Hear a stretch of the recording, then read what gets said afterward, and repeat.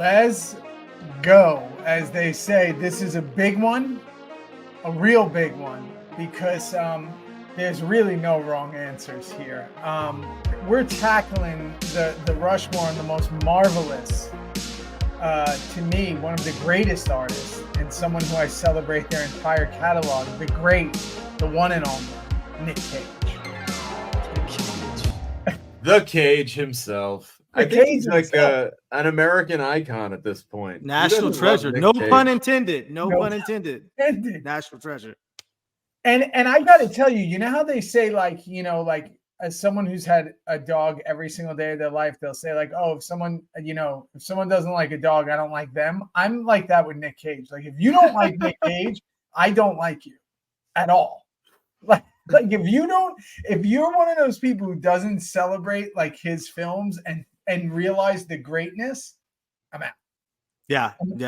I mean, how could you even be like, especially if you in that mid to late 90s run? I mean, we'll get into that soon, but it's like bad runs, any run, because the truth is, like, he said that quote recently, I think you and I were talking about, where someone said, do you ever feel like you're going over the top? He said, I'll tell you where the top is, and then I'll tell you if I'm over it. I feel like the guy won a couple of Oscars and then just said, you know what, fuck it. At this point, I won my Oscars. Let me go. Oh, I think he said fuck it early.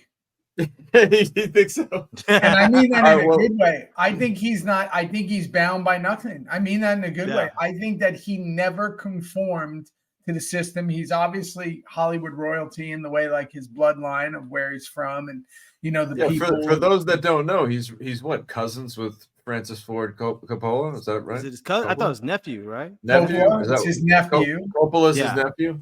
Coppola's his nephew. You guys are movie guys. Do you think that helped him get in an audition room or two? Are you talking about nepotism? Come on. Yeah. No. Do you think nepotism doesn't exist in Hollywood? Not at all. I don't know. Really? Do you think maybe Uncle Francis made a phone call or two?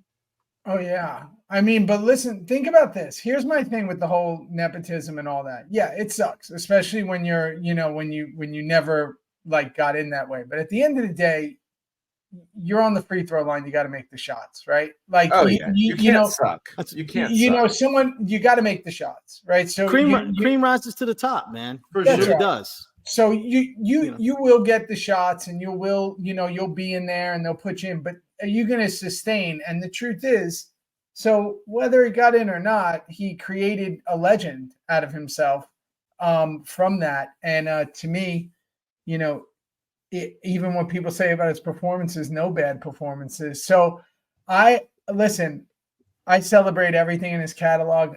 I have alternates because I know we don't like to say the same thing twice. So Tommy, I'm going to let you start because I'm ready to pivot at any time. Well, I got to say, you kind of threw me off there a little bit. Locked and loaded, I was ready for a counter punch. I had a counter punch ready. Well, I'm going to go right out with it. It's the movie that he won the Oscar for. Let's just say it. Leaving Las Vegas. Amazing. That's my number one. His performance in that movie is just something else. It's the true destruction of a human being, kind of just being destroyed by alcoholism. And it's really dark, yet at times oddly charming. While Nicolas's character's spiraling, he's oddly loving, and you just want to hug the guy because it's such a train wreck. And then, of course, Elizabeth Shue has a great performance. Outrageous in that movie, Elizabeth Shue. But I love that movie. And to me, it's like if you want to just look at like all of his movies straight up performance-wise, that's the one where you can kind of walk away and be like, that's a perfect performance right there. Yeah, that's the one you would show. Like if you're like, hey, if anybody ever says like anything or knocks something with the acting or it's over the top, and you go, okay, sure, just watch this. Just go watch that and then come back to me, because it shows that when you talk about range as an actor, that you can do anything. I mean, he shows again and again that, because people don't talk about Cage's range, because when we think of range, we think about like transforming and becoming someone else. I'm talking about range of emotion, and he has them all. And in that, he really showed a completely different side. So yeah, that's a great pick. So do we just come up with a phrase? Do we have like a Cage rage meter now? Cage rage. Cage rage? Ooh. Cage Rage is off the Range. It's hard to say at this hour. It's a little late. We're recording late, but a Cage Range. I want to say my mouth wants to say Cage Rage, but it's Cage Range. Well, it's because we're thinking wrestling. Cage Range. All right, so does that mean Cage Range? Does Demetrius go second? Are you staying in the? Are you? You go. I'll go last. Oh, okay. You gonna play cleanup? Okay.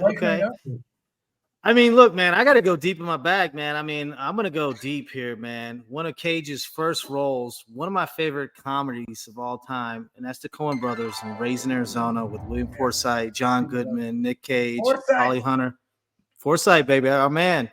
So, man, I love that movie. It's one of my, I mean, I watch it probably at least once every 2 years, probably. You know, it's one of those movies you can just jump right into immediately. The comedy's off the charts. I got to go with Raising Arizona. People love that film. It's funny. People love it. And Mona and I were just talking about it. It's like, that's probably the least of my Cage ones. And so that's good. Yeah. I'm glad it is. And I think it's one of those films that people love or they don't. Kind of when we were doing rom-coms the other day and you were mentioning Moonstruck. It's like, you know, you have that thing. I think for me with Cage, and I'll get right in. Yeah, I mean, I'm not going to say Moonstruck. Mine are very simple. I think about films that I've watched. Like I've seen Goonies over 1,000 times, especially with my kids, right? And I say 1,000 times because it really is 1,000 times. My kids watch it once a week, and they've been alive, you know, for 6 and 8 years. So there's certain films that I've seen a lot. I'm going to say a few films of Cage's that I've seen so many times because whenever it's on, I watch it, or whenever I feel like kind of like, I just want to put something on TV, I'm putting this on. And it starts with The Rock. I think The Rock is like one of the most entertaining films ever made. So the cast is through the roof, right? Everyone's in it. Everyone. Ed Harris. William Forsythe again. Again, Sean Connery, like the dichotomy between the two is incredible. And it's just so much fun. Like it's like there's no dull moments. Yeah. It's nonstop. It's fun. Quintessential Bay. Like it's just everything you want in a film. You just like break out the popcorn, just sit back, and they're doing it, and you're loving every moment of it. That's when he kind of really started his ascension too, right? As far as like when he really became like a bona fide movie star was The Rock. It kind of like really was the movie, right? Because that was 96. For sure. And I think that was the big one, man. Nobody considers Nick Cage an action star, and yet pretty much everything I'm naming is like he's like an action star. Well, after that movie, he kind of became an action star, though. That was kind of the one that did it. That's what I'm saying. It's kind of like his ascension. Does anybody ever consider him an action star ever? I mean, it's not the go-to. I mean, the go-to Sly, Arnold, and Bruce, but think about this. He's done more action than Bruce. He's the everyman action star. You know, the kind of action star where it's like, oh, I could, like a Bruce. Like, wow, I could find myself in this situation. What would I do if the poisonous VX gas was pointed at the Bay of San Francisco? Oh my God! What would I do? What would I do? I got to get a yellow Ferrari and I got to start flying down the street or whatever it was. And how cool was it, dude? How cool to like, you know, that was Sean Connery's last, like, truly, you know, kind of action-packed performance. James Bond vibe still in that movie. So MI6 really, or something, right? Wasn't he? Yeah, he was some kind of a spy that was just trapped there forever. So I love that movie. That's a great one to kick your list off with. I'm gonna have to dust that off soon, man. I haven't watched it in a while, so yeah.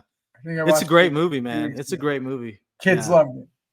It's probably personally, man. I think it might be Michael Bay's best movie. Is that Peak Bay?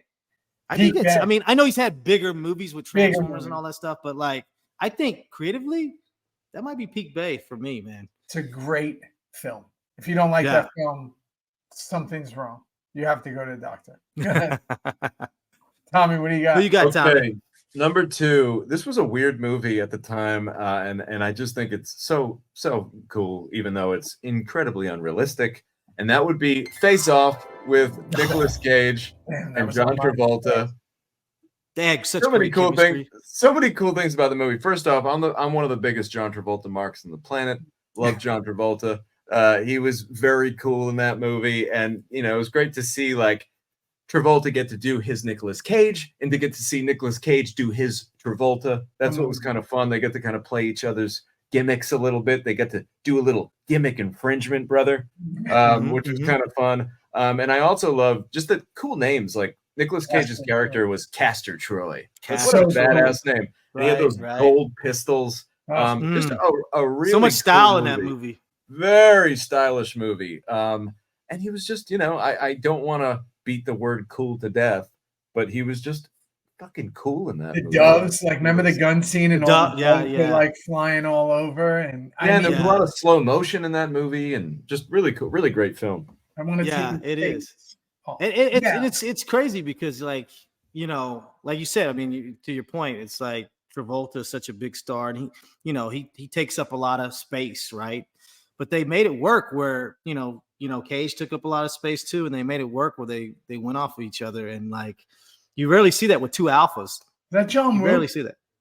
I think it is John Woo. Yeah, it's John Woo. I think that's like his first big American movie that people paid attention to. Yeah, and you could tell when you're watching it, and like, I mean, you talk about two guys who go for it, like in their film acting, like two guys who are like, let's just go, right? And I think at that point, you can almost imagine them having that conversation between takes where like, let's crank it up a little here and let's see what we can do. And especially when they meet and he realizes that he's hit that whole thing and he has his face. It's, again, to me, that is the one that's probably the most memed of all his films. You know, that's definitely the one. Castor Troy is obviously one of the greatest character names ever. And again, it's just super fun. It's so It's a great title too. Great title, Face Off. And whoever did that surgery, I mean, no swelling, no scar, no swelling, really great work. No ice needed. Nothing. Perfectly done. Like the Joker coming out with Jack Palance, where that was kind of what the funny part of that movie was. It was almost just like, and cut to John Travolta. It's like, oh, it's me, Nick Cage. And I love it because nobody even knocks it. It's just like, hey, this is what's going on in this movie. You go, got it. Full Face Off. Yeah, I love it. Yeah, great pick. Yeah, right, that was one. I of like mine. that pick a lot. I like that pick a lot. Same, it was mine too. So, man, for my number two, I got to go with. I watched this film a lot when I was in the military and college as well. Which was like right around, I think, like 99. I think it came out. Eleanor, the Mustang, the Ford Shelby GT. You know, the fucking dog has the keys. He's shitting. He's got to dig through the shit. That, like, yeah, man. What a great movie. Gone in 60 seconds, man. Gone in fucking 60 seconds. Great soundtrack. Moby. Yeah, that was so. What was that? Was that 99? I think you're right on the money. I think that was pre-internet, pre like Wi-Fi taking over. I think the internet kind of went into the people's house like 98, but that's pre like in your pocket stuff. Yeah. And how beautiful was Eleanor? The Shelby Eleanor's GT. gorgeous. I love that little musical. Like every time they like a cool track every time you see the car. And I love like to this day. My friend, my best friends, we were 14, 15 watching that. And to this day, if I see him, that Lowrider scene where they're all kind of just vibing out, listening to Lowrider. And Nicolas Cage is just like, okay, let's go. Yep. It's the coolest thing, and it's so simple. Do you guys, do you think that movie kind of was kind of like the predecessor to like Fast and Furious? Do you think that movie inspired Fast and Furious in a lot of ways? The original Fast I could and see Furious? that, the car stuff. Absolutely. I mean, if you go back to the Fast and Furious, which I do a lot, I haven't really seen any of the other ones, but same. The first one's like a really good movie. Like it's like almost like an indie, you know, it's smaller, it's more contained, it's in the neighborhood.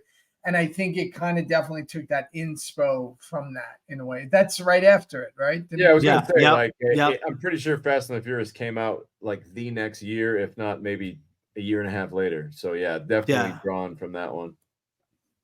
All right. I mean, mine is my second one's easy for me because I just think it's a masterpiece, and it's going to be hard to say. It's Con Air. Con Air is one of my favorite films I had that one ever made. the accent he's doing, the long hair, the tank top, the whole bit, every Malkovich, my buddy Emilio's in it, Danny Trejo. The cast is stacked. Buscemi. It is. Buscemi. Forsythe, I think again. I think Forsythe might be in that. Is he in that? Michael Clark Duncan? Is he in that? I don't think Forsythe's in it, but it's a surprise he isn't. Because I'm surprised he isn't. Like, everyone is in that movie. Yeah. And Chappelle. Oh my God. First time, dude, that was the first time I saw Chappelle. I was like, who's this hilarious guy? Like, I had no idea who he is. Yeah, and it's one of those things that the movie's so incredibly unreasonable. Like, it's just an unreasonable movie. You're like, this isn't, like, none of this is reasonable. And it doesn't matter. It is just a cool a concept, joyride. The jailbird, the plane's called the jailbird, and there's a bunch of. It's a completely unreasonable film. And it's what's his name? The big dude too. I always forget his name. Who is like the pilot? He's in everything. I can't remember his name. But there's Leguizamo in that movie. Leguizamo's in there too. Leguizamo's in that too. Everybody's in it. It's like one of those movies that everyone's in. That was the Expendables before the Expendables. Yeah. Well, because none of it's almost like Armageddon. Like a lot of them weren't, where they were, huge stars yet. But I bet you, I know what an incredible theater film that must have been. And I'm sure, listen, I'm sure critics probably gave it shit and this and that, but you want to talk about rewatch value. I think a big issue I have with today's films personally is the rewatch value. Like, that's what we say, man. Yeah, the last one I can remember quoting, like quote value and rewatch value. The last one I can remember is like Bridesmaids for me, where, a Step Brothers, which are not even that recent, but it's like those were ones I'll watch it anytime I watch it on a plane. I'll quote it, love it. And then, maybe like Nolan's Batman or something like that. But like when we're talking like rewatch, like the way we used to rewatch movies, like Pulp Fiction 50,000 times, Reservoir Dogs, right? All Goodfellas, right? Casino, and then again, the Con Airs, the Saving Private Ryan, like these are movies you're just rewatching over and over, and then into the comedies, Dumb and Dumber. How many times you've seen these movies? And Nick Cage has a bunch of rewatch movies, and I don't think we really have rewatch movies anymore. We just don't. I don't know why. I mean, I can't tell in the last 10 years. Like, again, man, it goes back to what we say. It's like, is it quotable? Is it rewatchable? And to me, when you're making a movie, those are two things you want.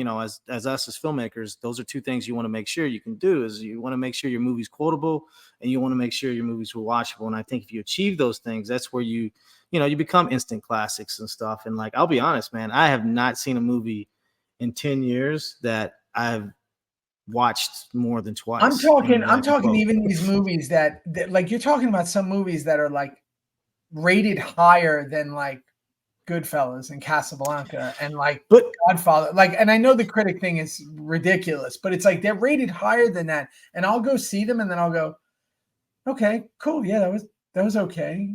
I'm not going to ever watch it again. I'm never going to sort that movie out again, but cool.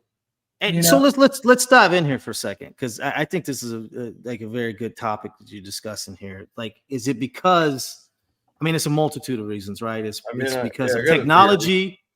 It's because of technology. It's because of what's that? Mass quantity of films. Quantity, oversaturated. I think you hit it on the head with technology. The reality is there just were less movies for us to consume back then. So the ones that we did consume, they stayed a little closer to us. Like you'd spend money on that DVD or that VHS, and you got your money's worth out of it. Nowadays, you buy. They weren't cheap either. Yeah, they weren't cheap. And now it's like you've got a platform of almost a seemingly infinite amount of films that you can watch. So it's just we're in this mentality of just watch and go, watch and go, watch and go. And we don't have these sustaining relationships with our movies anymore. Yeah. And it's like if you live by the beach, right? When you live in LA, it's like how many times do you actually go to the beach? I found myself I know, man. So it's like it's kind of the same thing. And it's also too, I think you can allude it to is that, again, it's technology, again, it's oversaturated. But I think it's like the chemistry when you make a movie, like actual production of it. So like if you go to shoot a movie back then, you were shooting for like 3 months. So the crew and cast got tighter. Now you're shooting 20, 25 days, sometimes even less. And it's like, I think when you're shooting a movie for that long. I'll tell you, I've shot a couple movies recently that were way more than 3 months. And the truth is, it's just not the same anymore. I mean, we have siloed in, phones have changed everything, right? Like back in the day, when you're on set, when I started, it'd be like everybody talked to each other. Guys would play cards.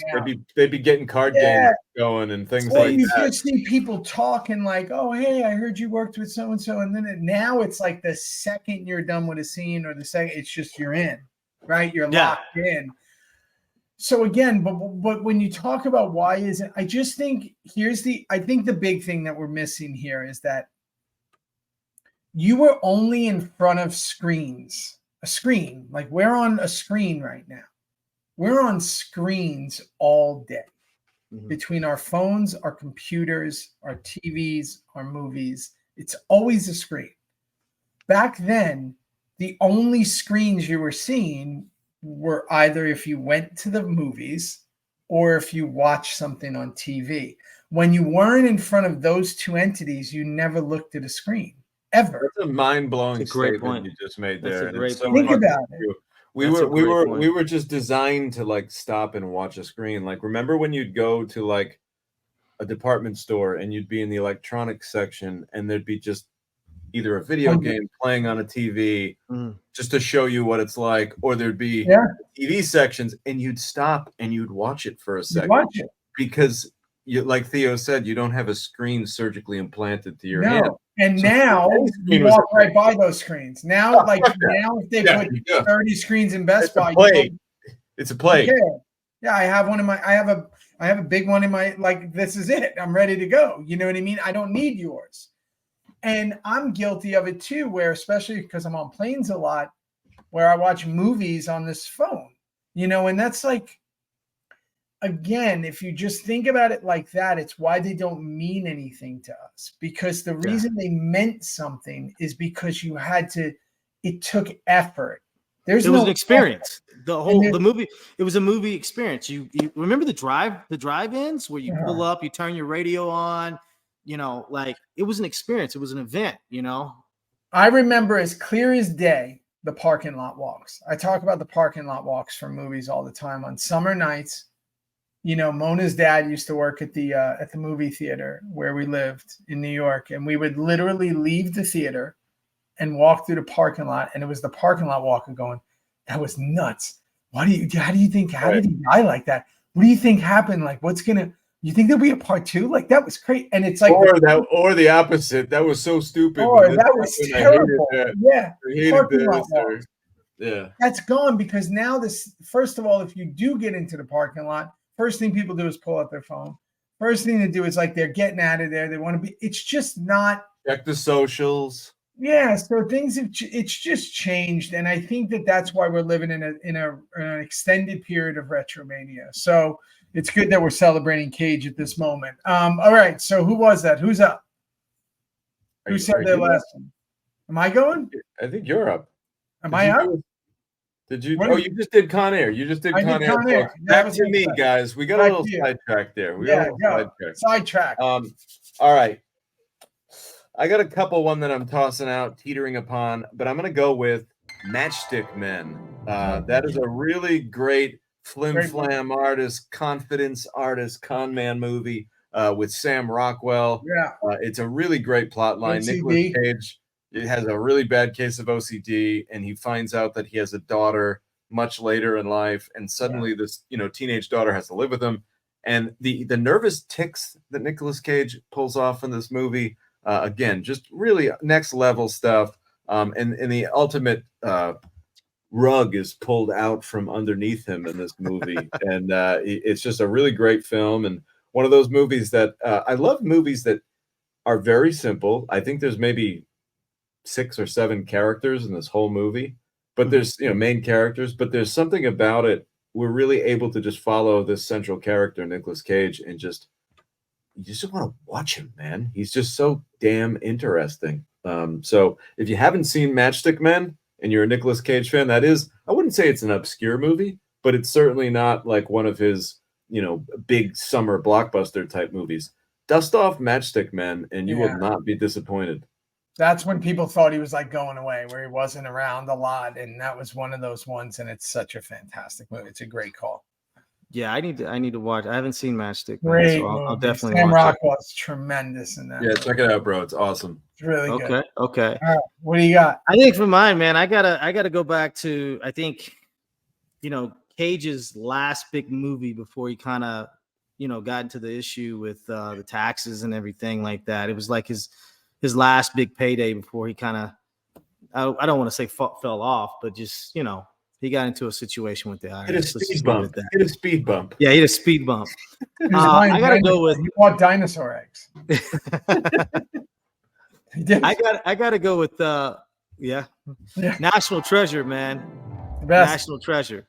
He's a national treasure. I got to go with him. So, I celebrate the entire series. It's amazing. Yeah. Well, it's one that I watch with my kids too, So sure. It's like it's kid friendly. It's because I can't watch, I don't know what Face Off with them right now. Yeah, Face Off probably wouldn't be the best. We would. Our parents would have when they're in the 80s. Yeah, bro, anything you want. Yeah. Bro. In the 80s, they're like, we're gonna have movie night. We're watching Cujo, and you're like, bro. Yeah. I remember I was 6 years old. My mom took me to go see Evil Dead at the movie theater. Yeah. Wow, that must have been. I didn't turn off the lights for like 3 months. No, I can't imagine. Yeah, they used to put on like Poltergeist or The Omen, and I was like, "What's this? Can I watch this?" And then you're like deadly frightened for like 2 years of your life. And you're wondering why, and it's like, I don't think I was supposed to watch that. My parents' rule was basically like, violence, no problem, no sex. You can't watch sex, but if any kind of violence, have at it, kid. Yeah, I remember. That's kind of like some of the movies we've seen today, man. You can chop someone's head off, but if there's a nipple slip, we talk about that. It's going to be a problem. Yeah, I mean, and that's the whole thing, right? In films, right? It's a whole big thing. There's intimacy coordinators. There's this, like, how much can you show? Your butt cheeks. You're this. Yeah. How much you're going to be naked? What are you going to do this? And then I'm like, yeah. And in the next scene, I'm about to cut some guy's liver out, and they're like, yeah, that's fine. No problem. Don't worry about that. Just don't show your butt crack. Yeah. I don't understand. I'm about to cut that person's head off, and they're like, not a problem. It's okay. Because that's fine. A little nipple kiss. I don't think we want to see that. Never. Yeah. Do not show anything. No love making, but murder is acceptable. I mean, if that doesn't tell you something about society, I don't know what does.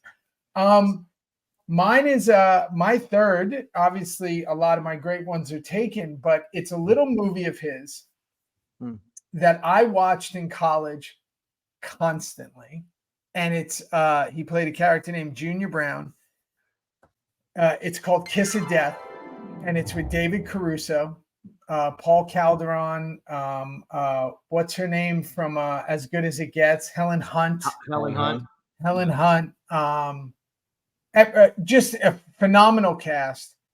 He plays a gangster who his pop just passed away, and he says a tagline: "It's time to clean up your own backyard." And he has talks with this accent. He's a full-blown gangster. I think he has a tank top, like not like a regular tank top. It's like one of these weird like cut ones. And he's a gangster out of a strip club.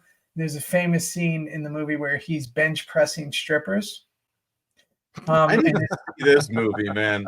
I need to stop what I'm doing and watch this. Yeah, I'm going to tell you, it is. I remember Kiss of Death. I just never saw it. It's easily one of my favorite Nick Cage movies ever, and definitely one of his best performances because it's so crazy.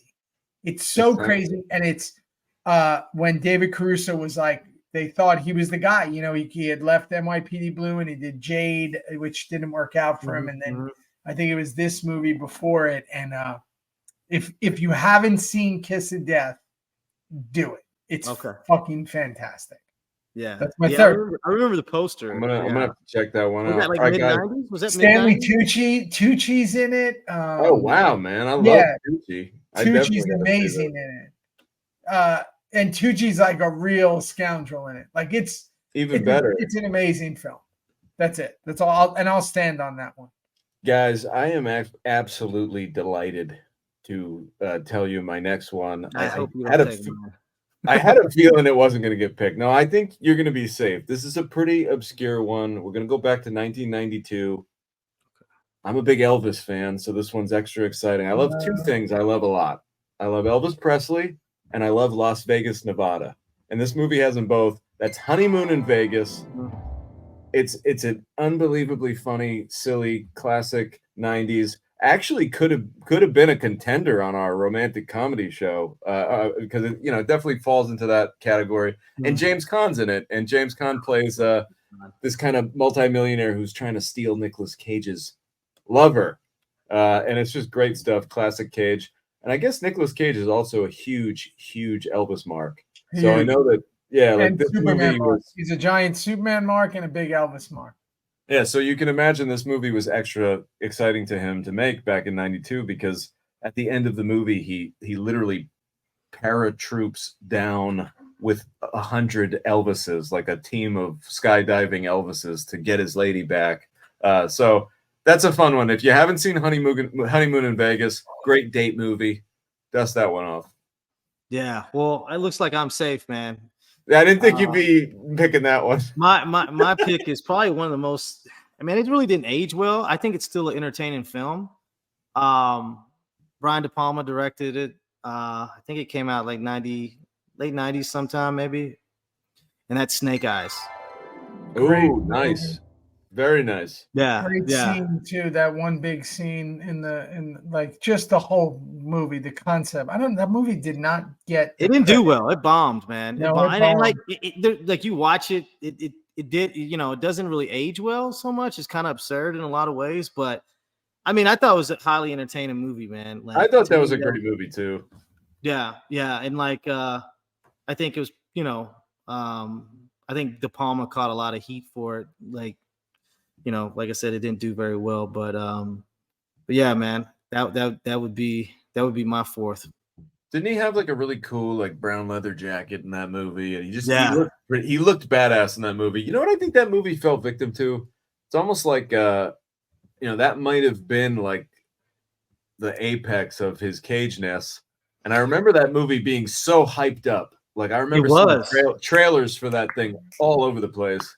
And I think that fell victim to just maybe a little overhype and underperforming. Just people were maybe expecting something so grandiose that they just didn't get it. Yeah, he did another one. I think it was 8mm or something like that. I think so. That's a good movie, man. That's a great movie. Wow. And again, the only reason I say that is like I think sometimes what I've noticed about films is it's just bad timing. Like, it doesn't mean that the film. Sorcerer, what are we talking about? Yeah. Yeah, Sorcerer is a great example, but I just think sometimes it's bad timing, and it's just like these things happen that you didn't expect, or maybe like it gets one bad review that kind of, especially then, when there wasn't 500 reviewers, who kind of lived in their basement and stuff. It was like, you get one bad review and then other people kind of piggyback on that. And I think that again, maybe it's coming out against the movie that they didn't think was going to overperform the way it did, and then it kind of gets dropped in there. So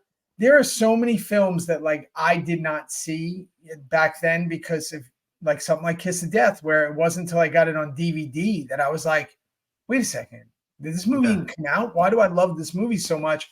Watched it hundreds of times, and again, I never even knew it was in the theater when it came out.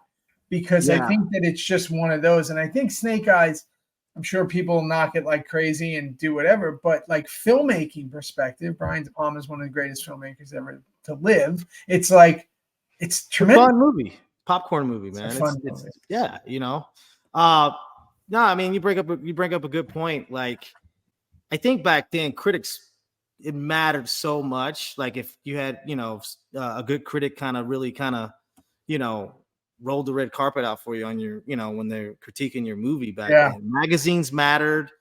Like all that stuff is gone now, man. So it's like, but back then, like, if you're a director, you're the lead actor, like you're looking at the critics, the top critics in LA, New York, Chicago, and you're looking for those 2 thumbs up, man. And like, it would really make or break your movie. If Roger Ebert gave you a thumbs down, dude. You were fucked. Movie, yeah, it's on TV. It gave you 2 thumbs up. It made your career. National television, right? They're telling you right there that might be the only one you see, or like for me back in the day, reading the Daily News or the Post, or well, not the Post back then, but like the Daily News, they'd have the little square and it would say like out of stars, like how many it had, and that would be your thing when you're looking at what movie you want to go to. You'd be like, oh, I don't know, that one's got 2. I don't know if I'm going to see it. You don't even know who wrote it.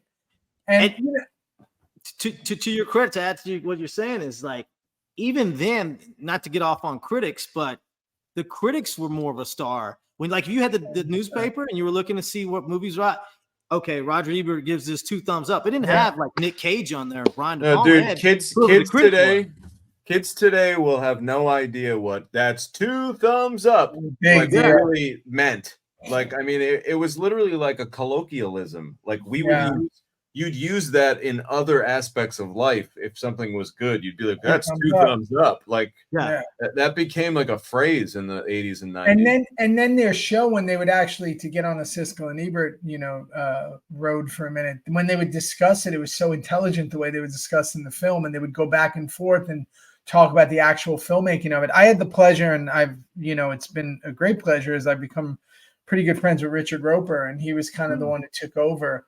And Roper and I would, go out to lunch and stuff and just talk about like the actual art of critiquing a movie. Because it's not just like liking a movie and being like, this is cool. You actually almost have to be like a film school, student and like know film to know like why you like it and this was happening or why you don't like it and stuff like that. And it's been, it was incredible what I learned from that. And now, obviously, I hate to say, but really anyone can be a film critic, right? And anybody can say anything, and you're not reading where the sources come from, and you just go, "Oh, that person said it was terrible." And they don't tell you their address because I've tried to get them before. So true. They were trying to get it out, man. That's it. They got to get out the addresses. You just knocking on the phone door and be like, "Yeah, I read what you said, motherfucker."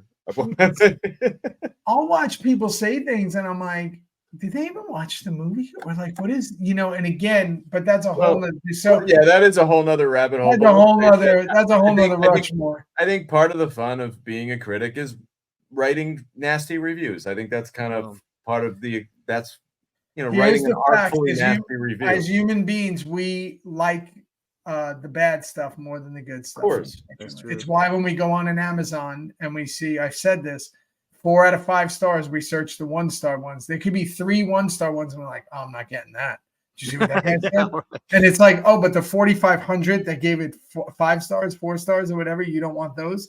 No, you want the 3 that said no because it was shipped the wrong way. So it's just how we do it. And I think a lot of those movies have been guilty of that. For my 4th, for Cage, so he took a crack at doing a film that one of my favorite films, and I don't know if it's you guys, but it's a hallmark in our house, is It's a Wonderful Life. It's an incredible film that, is really poignant, and we watch it every year as a family. And it's just one of those things that I love because of it's just timeless.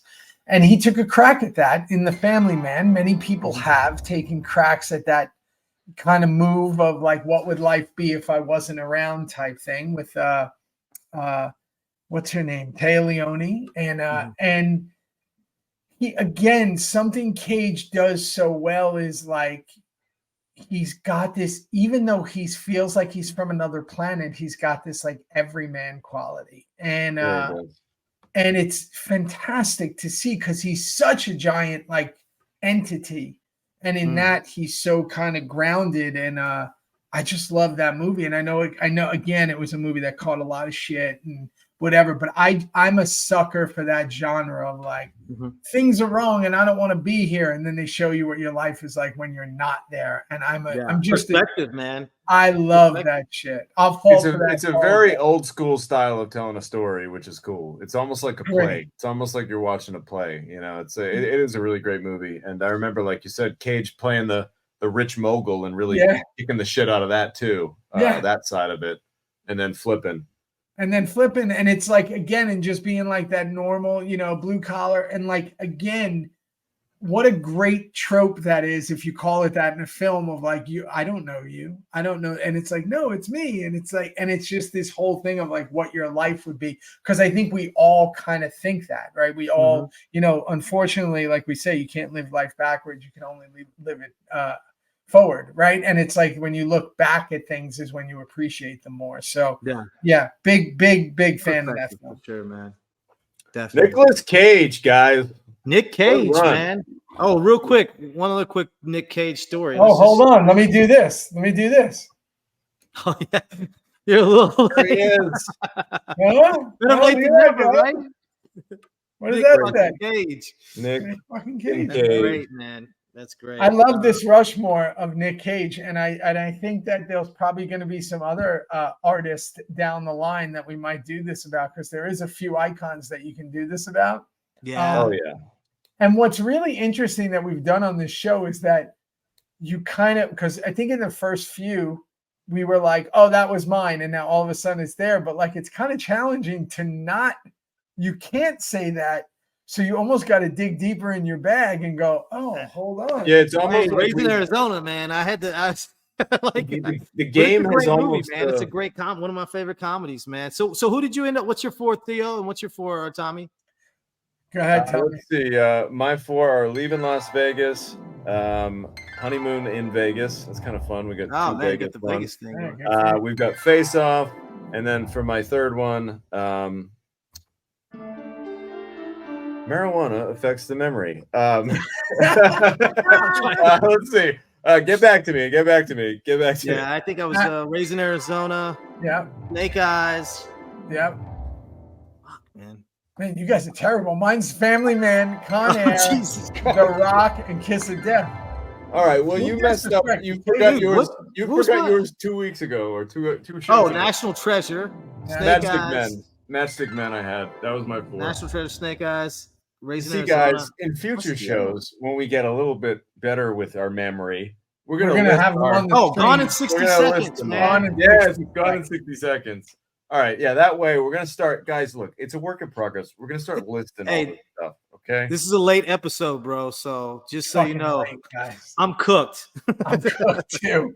I am turned over. But that's how dedicated we are to bring you this Nicolas Cage love affair. Also, one little factoid, this will take just a second to say. I'm pretty sure Nicolas Cage was hanging out with Johnny Depp at a bar when they were teenagers one night, and Johnny Depp was strictly playing music at the time. And I'm pretty sure Nicolas Cage was like, "Hey, you should try this whole acting thing. You got a cool look. You look good, man. Like you should do the acting thing." And Johnny was like, put his guitar down and went to an audition, and the rest is history. Now, I don't know if that's true, but if it's not, I want to believe it. Because it's just like a cool superhero crossover story.